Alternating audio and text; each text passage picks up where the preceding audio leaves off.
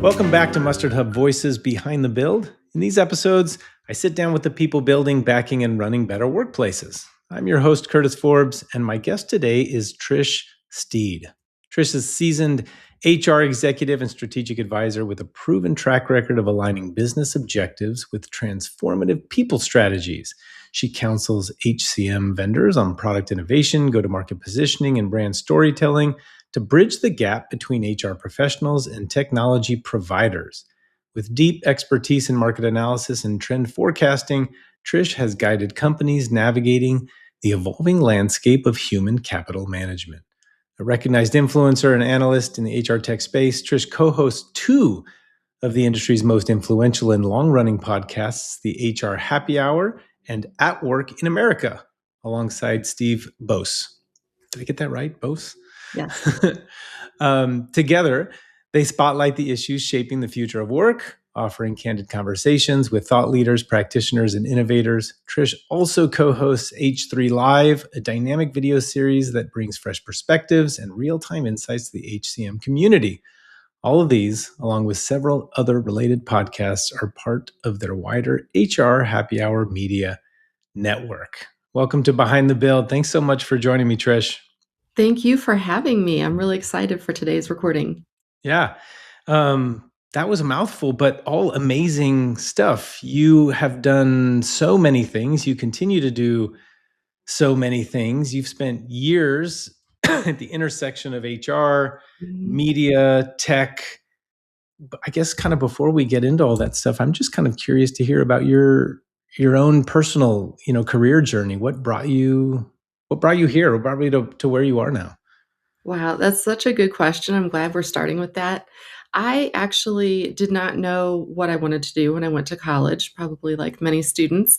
Yeah. And I happened to be very interested in investigating. So I think my first dream job would have been like FBI.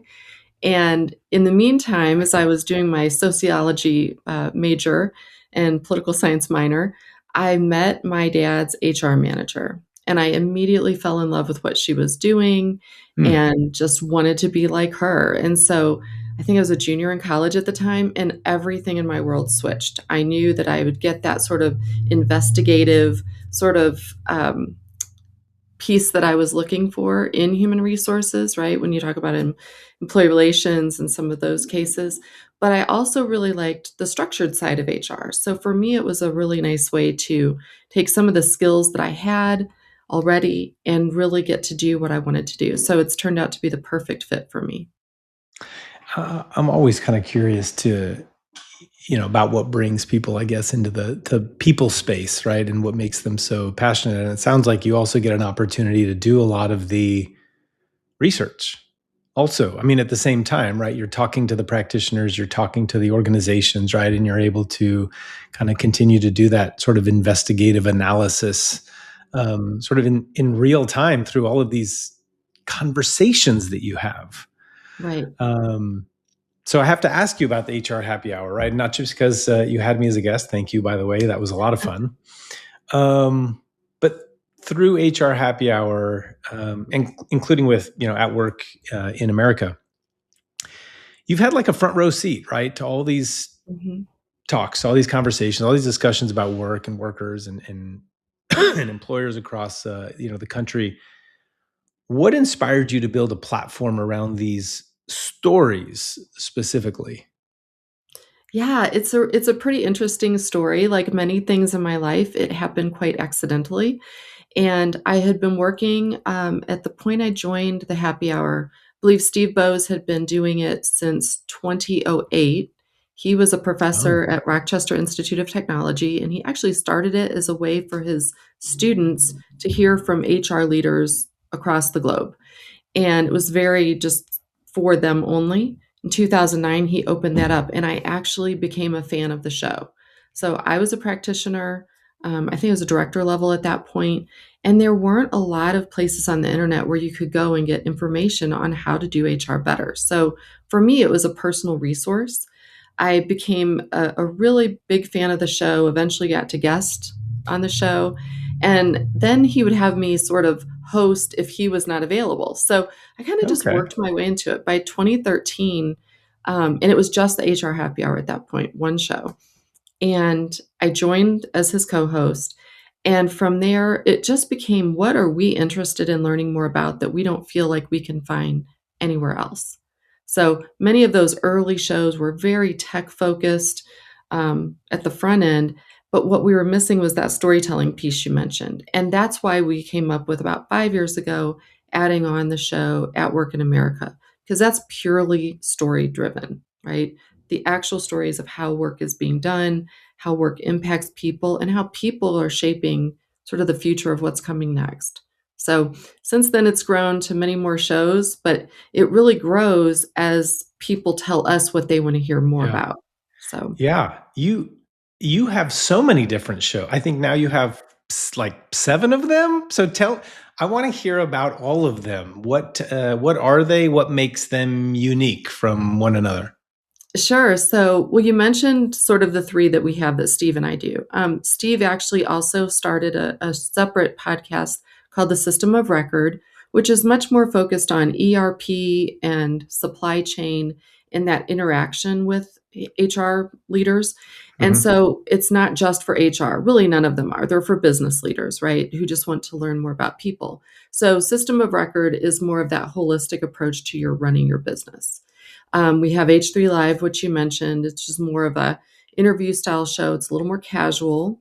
It's just Steve and I being ourselves, talking about whatever's top of mind. Okay. Steve also does the Workplace Minute. He started that on Alexa, so you can have it as a skill in your Alexa device, but it's also a Mm. separate little 2 to say 5 minute podcast. So if you just want that quick hit of what's going on in the world of work, you get that. We have our Gen Z podcast, The Play by Play.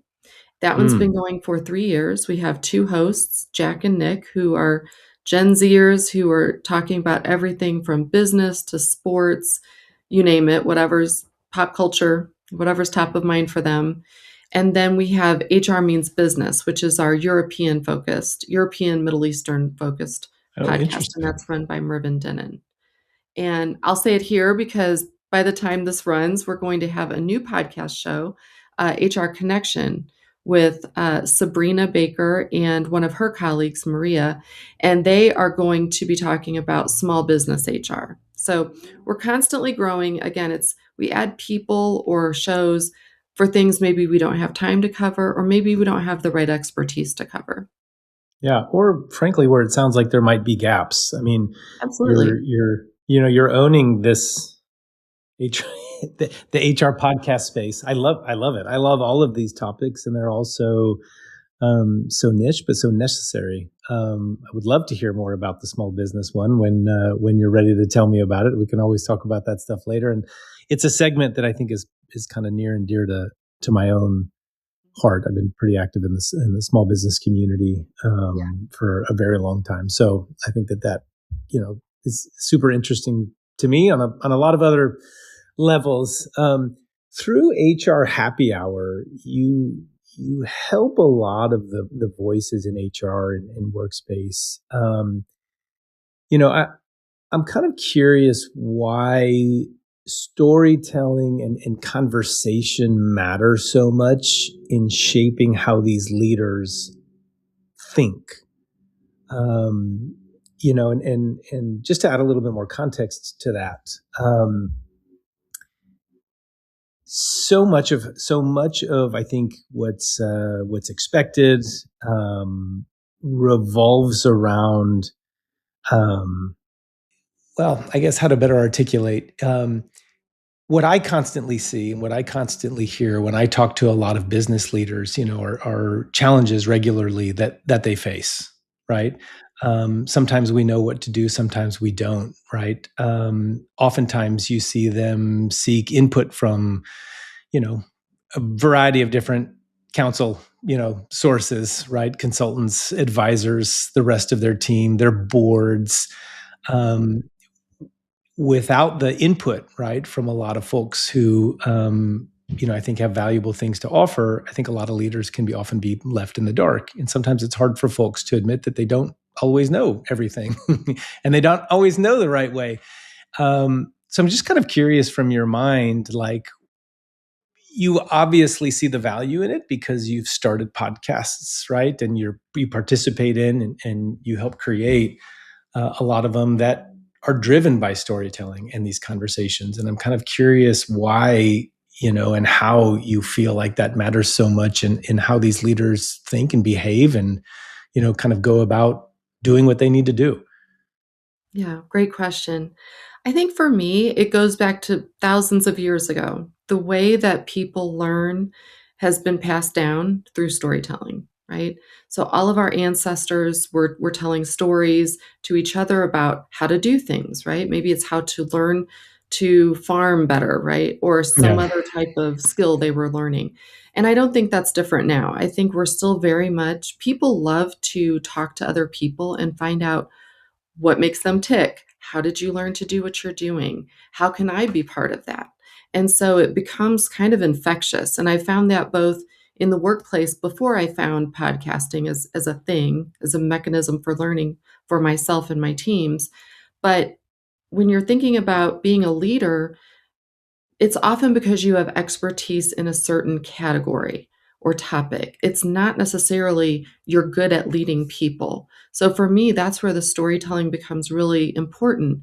It's where you can learn from people who've been doing it maybe longer, or they're approaching it with a more open mind, maybe, or they've just had access to networks or people that you don't have access to. So I think a little bit for me, the podcasting piece before I was a podcaster myself was about training my team and my fellow leaders. And that goes across professional services, healthcare, high tech companies I worked with. I used it as a way to teach the teams.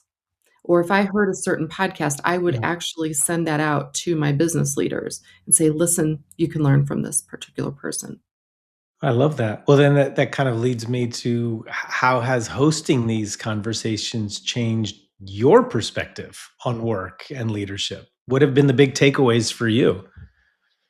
I have learned more from all of these conversations that I've had over the last, whatever, almost 15 years with people than I would have ever learned in college, than I've ever learned on the actual job. Because when you think about it, when you're working, you're kind of buried sometimes, or a lot of times in the work, and you're Mhm. not necessarily having all those conversations. So for me, it's been, I walk away from these conversations with pages of notes, things that I want to do different in my business, things that I want to share with maybe other business leaders I've connected with over the years. And it's not unknown for me to go back to a former employer and say, oh, I just recorded a show. I think you would really benefit from listening to this. So for me, I approach every single conversation as I'm here to learn. And if I'm learning something, that means my listeners are learning something. Um, I appreciate that. I love that. I think I tend to kind of see it the same way. So at least Yeah. that makes me feel like I'm doing it right. Um, when you had me on on the podcast, we had a great discussion about retention and engagement in small and mid-sized businesses. Um, I'm kind of curious just from your own perspective, because I know that the show was really more about my perspective. Now I get to turn it around. Now All I right. get I to love turn. it. Why do you, or I should say, why do, these leaders, these SMB leaders face such a different and often harder people challenge than those in larger organizations? Wow. I think that's a really interesting question. What comes to mind for me are a couple things. I think when you're in a smaller business, you're more likely to know everyone personally, or at least visually, right? If you're in the same space, maybe. So there's a little more interaction day to day than you would Hmm. find in maybe an enterprise size organization. And so there's more accountability. You have to be certain about the things that are coming out of your mouth, right? And so I think people hold back. They're afraid they might offend people. They're afraid they might not ask the right questions, or they might look silly asking certain questions. So, in a weird way, I think if you're in a smaller organization, sometimes you're more quiet about what you need to know or what you do know. And therefore, you're maybe more at risk of of leaving the company because you're not necessarily as connected as you might think you would be. Yeah. I think the other thing in a small business is there are so many hats that one person can wear, and they're really probably heads down in those different functions. And so it doesn't lead to more connection. I almost feel like the bigger the organization gets, oddly, you have more opportunities for connection. So, Interesting. yeah, That's which is sort of counterintuitive, I think, it is. for a lot of folks to think about it that way. It's never really been. I'm not sure that I've had a conversation where it's sort of been approached that way, but I can certainly see how you can see that, right? When it comes to that engagement, to retention, Mhm. where do you think that leaders most often underestimate or mistake really what the problem is, right? Where they may feel that it's one thing, it could be a different thing, or something that they've underestimated to be more serious than it can be. Yeah. I think when you're leading a small organization, well, not even small. So there is a divide between employees and leaders. There always has been, there always will be. Hmm. So I think what happens is the employees don't picture leadership in any size organization as people who have the same problems, insecurities, issues that they do. So there's this line kind of drawn. I was very early in my career when I had a partner at a very large public accounting firm tell me, "I'm just a guy." So I think if you are in a leadership role, if you want respect, right, because you've earned that position, but Hmm. you have to remember people are not seeing you as just a guy or just a girl. You're their CEO, you're their CFO, right? And Right. so there's just this disconnect. So you don't always get told what's really going on in the organization. You're not going to hear about problems. I think that's why having HR in a small business is even more critical. Or if Hmm. not even HR, someone who is that connecting piece so that you understand what's really going on kind of behind the scenes that you're not aware of. I think when you're in a larger organization, that's where HR really does shine. They have that function and sometimes enough staff in that department to kind of go out and cover and hear what's going on the floor, right? So whether you're in a manufacturer, you're in healthcare, you're in a professional services or government, it doesn't really matter. If you've got people out there hearing what's going on and reporting back, the good and the bad, you're more likely to be able to solve those issues. Sometimes that's just not possible. Or in a family business, same thing, right? Yeah. People are often afraid to speak up about what's really going on that might cause them to leave. Yeah. I mean, it sounds like visibility definitely plays a huge role, I think, right? Leaders oftentimes can't fix things they can't see, um, or that they don't know exist. And it's interesting about how critically important HR can be in a small business, but maybe even in a one of those micro smalls, it's not really called HR. It's somebody else whose responsibility it is, like you said, to play that connector, to be sort of, HR is kind of like the organizational therapist, right? In some capacity. So somebody has to own that role, right? Even if you're a small business with two people, the owner is owns that role, and as it grows, that role might be assumed by somebody else. But the eyes and the ears internally to be able to see, to sort of ingest all of the day-to-day goings on that may not be communicated back up to leadership, or if it is a leader, to be able to make sure that that leader is doing what they need to make those connections and listen and hear and understand all the things that are going on, because like I said, leaders can't always fix things they can't see, right? So visibility is incredibly important. The Mhm. bigger the organization gets, it's sort of naturally baked into, um, I guess, the guts of the company, right? And so that's where it can really, like you said, I mean, that's where it can HR can really shine. Does that resonate? It does. I think when you're thinking about whether you've worked in a small business before or even a mid-sized business, I think there's some of that still at that level. It's so difficult to be vulnerable when you're a leader. We're sort of raised that. I think it depends on the generation maybe that came before you. So I'm a Gen Xer. The boomers that I reported to were definitely not showing me vulnerability, Right. right? Still They don't. needed to seem like they knew what they were doing at all times, and, and I thought they did. And I'm Yeah. sure now that I'm in those positions and have been for a while, it's difficult to say, "You know what? I don't know." You mentioned at the start, right? I don't know the answer to everything. Um, but I think if you are vulnerable with your teams, whether you're in a small business, midsize, or large, if they see that, again, you're just a person and you're open to having someone younger, someone less experienced question you, ask, why are we doing these, right? People kind of complain now about Gen Z coming in and they want to know why we're doing everything we do. That's a good thing, right? Yeah. It puts us on the spot, but it's a good thing. It makes us rethink, why are we doing what we do? Are we doing it because we've always done it this way? Are we doing it because we don't know any better? And so I think it's almost like the higher level you go, the more closed off you become just by default. So, if I were a leader in an organization of any size, I would be trying to figure out, how do I connect with the people who have been with us 6 months? It's not even about generationally, it's like length of service. What do they think? What are they seeing? Hmm. And show them that they can be really honest without repercussions. Now, again, many cultures of organizations don't have that um, level of transparency, but I think if you want to be more successful, you'll pursue that.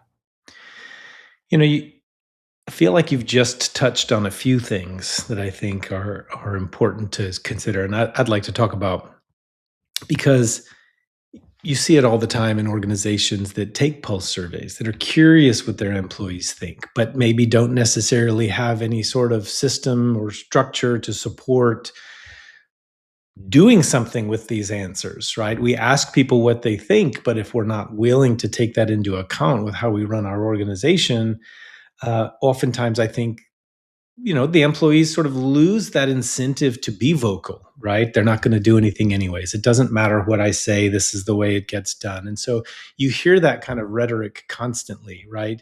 You hear organizations where culture's talked about, but it's not always enforced, right? The values are just words on a wall, right? And maybe not necessarily in practice of what they do every day. There isn't any sort of recognition for behaviors that promote these values, right? And so I'm just kind of that's sort of those are some observations and maybe some questions around that. Like, what does it take to make the culture visible? What does it take to make it actionable? How do you build systems to support it? And then what happens if you don't follow through? Yeah. I'll start with the last question. You will lose your teams. You will. You'll lose your best performers, and you'll be left with the ones that you wish you didn't have, right? Yeah. And that is regardless of size of organization. This happens all the time. I think to get to sort of the first questions, if I'm in the C-suite, I should have a pulse on my leaders even more than my employees in my estimation. And here's why. You can have the best intentions for your culture to be one that matches the values that we all see in the mission statements or the Hmm. vision statements, but your barrier to those being achieved, I think, are at the manager level. Anytime Interesting. you get a Okay. supervisor, because you could have a pool of employees of any size that really want to live to those values and those standards. If you have a manager that is impeding that and you're not noticing that, that's where I almost always see, no matter what industry I've been in, it's almost always at that manager level. And because managers are very stressed, again, Yeah. they might be an expert on a certain topic or a certain industry. So we've promoted them, but we don't necessarily promote people with people skills to keep that pulse going and doing something with it. So I love I love pulse surveying people and technology because it does give you the opportunity for that immediacy that you need. But if you have a manager that's not seeing that through, that's where I'd start. I'd want to know, I'd want a way to measure the manager's engagement with what they're hearing from their people. That's where I'd start. You know, I guess what kind of comes up in my mind after that, and this is obviously something that we think about and deal with a lot, but what role do you see technology playing in that, in building the culture, in assisting management with those things, both now, in the future, any and maybe this is for we can kind of touch on this a little bit later, but predictions coming down the pike for how this can be improved or how you see it being improved, right? Yeah. I mean, technology is great. I'm obviously a huge fan, especially when it comes to HCM technology, because I've spent the majority of my practitioner career without good technology. Hmm. And I think now more than ever, you can be enabled to see and to have results that Hmm. demonstrate whether or not your culture is successful or not, whether or not your hiring is successful, whether or not your retention is successful. It's much more visible in a concrete way Yeah. than ever before. Where I think we are lacking is then back to vulnerability. We want to ask the questions, but we don't always like the answers. I had a boss that used to say, "Don't ask any question that you're not ready to do action on the answer of." I like And that. It's good it's advice. so true. So I think that's what's happening as leaders or as HR leaders specifically. We want to do all these surveys. We want to ask all the questions. But what happens is when you get those answers, we're not always ready to make change. And that's where the managers and leaders come into play. They have to be willing to make changes and tweaks. Right. I think people in general are afraid of change, but when you position it as growth, I think that's where you could say, you know what? I'll give you one from the hospital system I worked for. I worked for BJC Healthcare in St. Louis for several years, and we would call it even better if. So it wasn't a criticism of, you know, hey, you're doing this wrong, Curtis. This feedback has come in. You're not a good leader, right? It's less personal than that. It would be, Curtis, these are the things that through the survey we've found that you're doing really well. Your team has responded that this, and this. What would be even better if is if you now focused on this other thing. There's something about the way that you state things to people as to whether or not they're willing to take action. So I always just try and remember whether it's a partner I'm dealing with, a vendor that I'm trying to give advisory to, an HR leader who's called me because they heard something on a podcast or read something I wrote. I try and position when you talk to people, say, this would be even better if you did XYZ in the next 6 months to sort of help them elevate instead of saying, you're really missing the mark, you know?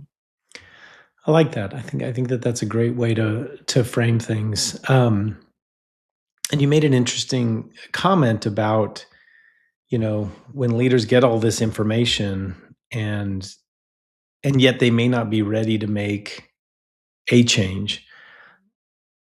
I think that in some cases that I know of, and I'm sure I'm not the only one. I'm sure this happens all the time. We put out surveys because there's a mandate for something. We want to learn something. Um, Oftentimes, the responses that we get are not what we had predicted. Right? They're a little bit of a left turn. We start to see problems, issues, things come up that maybe weren't sort of in that straight line with what we were trying to figure out. And so I often see that it's not even necessarily that we're not willing to make a change. It's maybe that we're not ready or weren't prepared to make that change. Mm, And I think that what I've seen often, you know, other than the right there's obviously, you know, pulse surveys, forms, whatever that kind of go out at regular cadence. That happens periodically in organizations. Um, there's often other times where intentionally leadership wants to learn something specific, and they will, you know, host these surveys, questionnaires, feedback forms, poster. I mean, you can call it whatever you want to call them to get specific information. And when something I think comes back that was unexpected, but happens to be a real pain point, um, I think they run into what I consider sort of this decision friction, where Mhm. it's like, I thought something was A, but it's B. I was ready to do something about A. Now B is in front of me. Right. And I don't know what to do about that. And I see this happen often. And often what I see, this I don't know if it paralyzes the leadership, but it can get deprioritized because they're so hyper focused on what they think is a problem or should be addressed. And this creates just an unfortunate cycle of, again, what we talked about earlier, not employees not feeling like they're listened to because they gave the feedback, just wasn't the feedback that the leadership was expecting to get. And so, you know, I don't know if you see these things. I'm kind of curious to get your take on what do leaders do in that situation, right? They obviously don't want to be part of the problem. I think everybody has a natural intent to want to fix things if they're broken, to improve the environment that their workers are working in.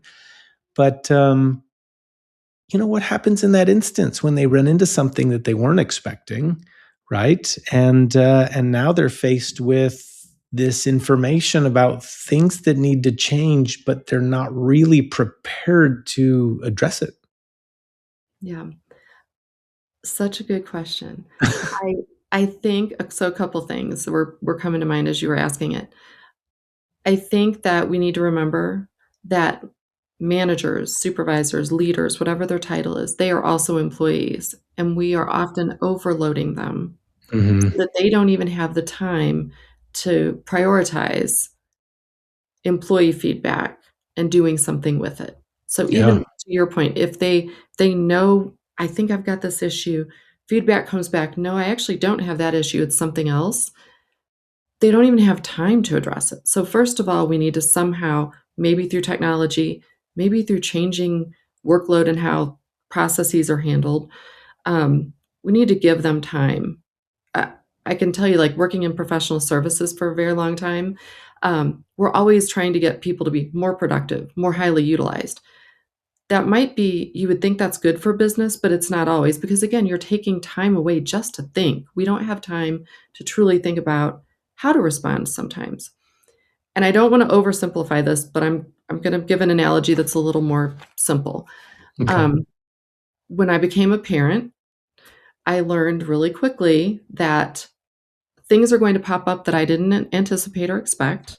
Oh, yeah. Negative behaviors are going to be brought forward that I wasn't ready to handle or deal with.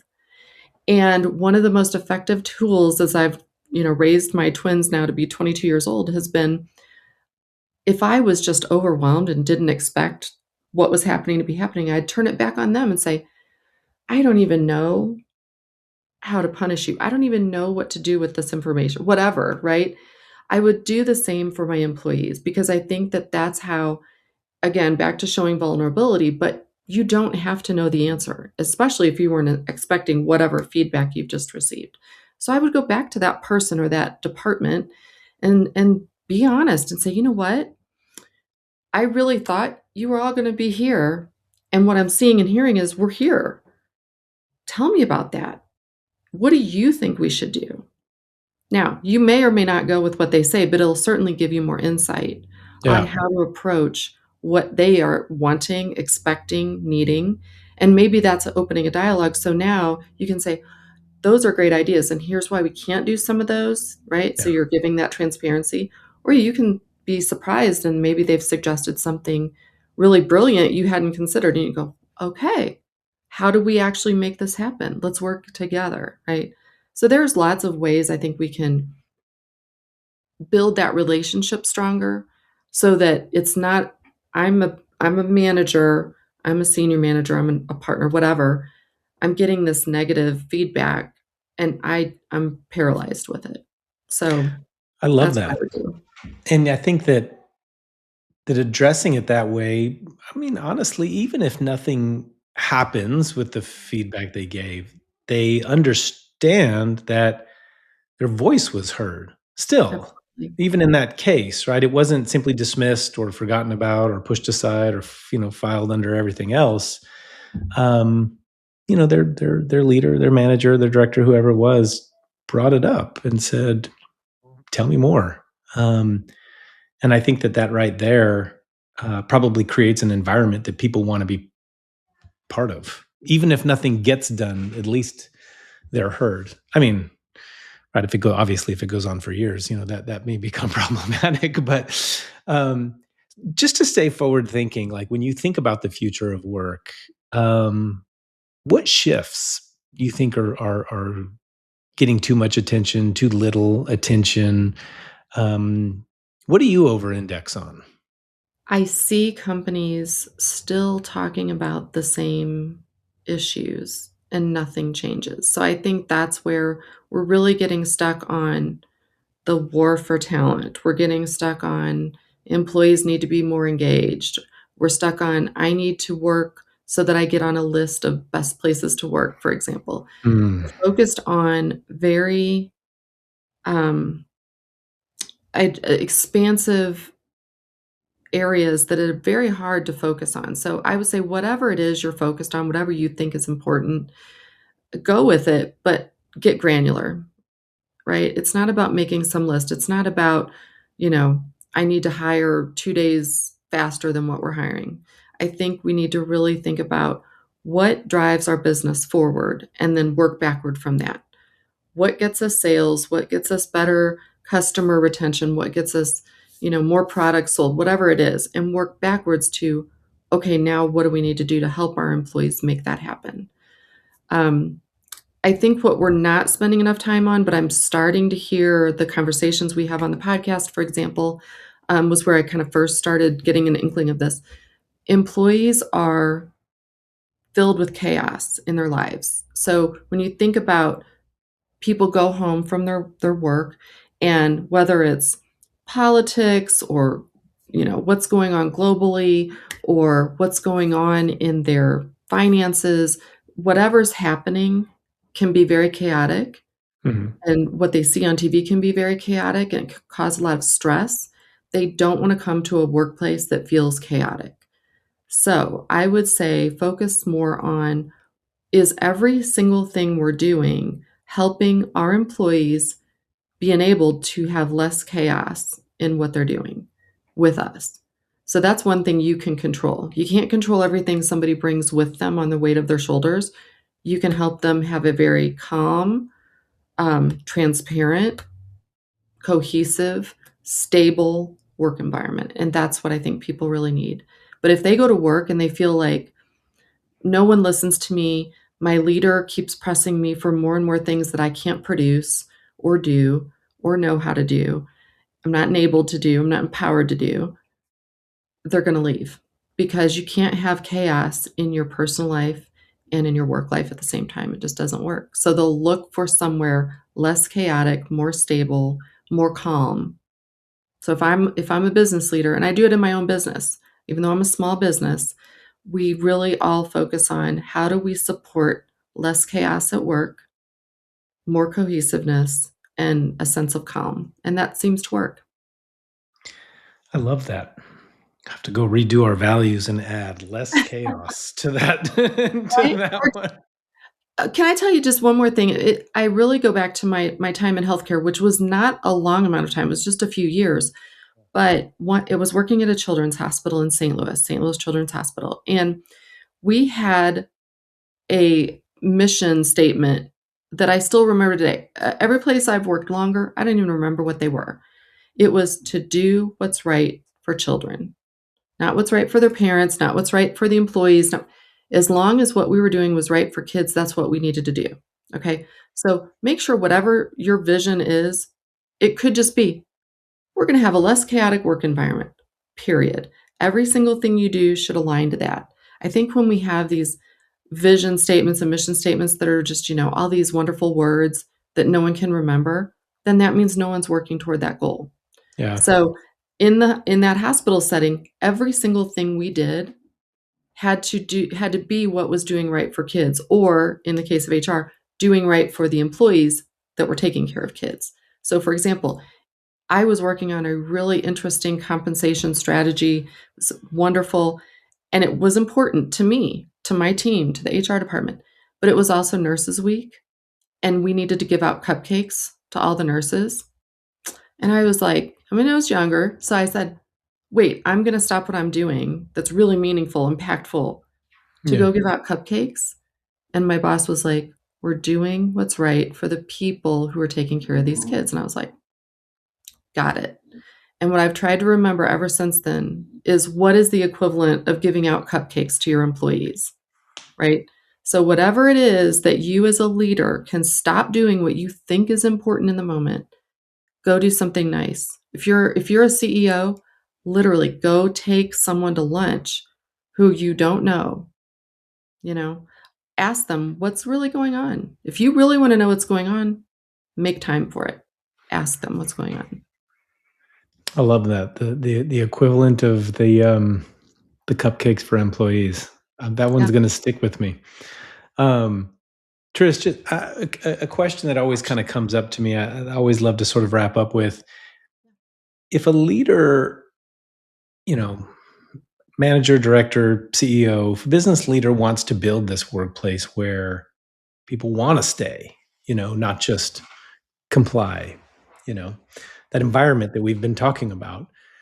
What's just the single most important thing that they can focus on first? You have only a minute to talk to them on an elevator up to the top floor, and before the door opens and they walk right out of there, what is that one thing that you tell them where they can get started?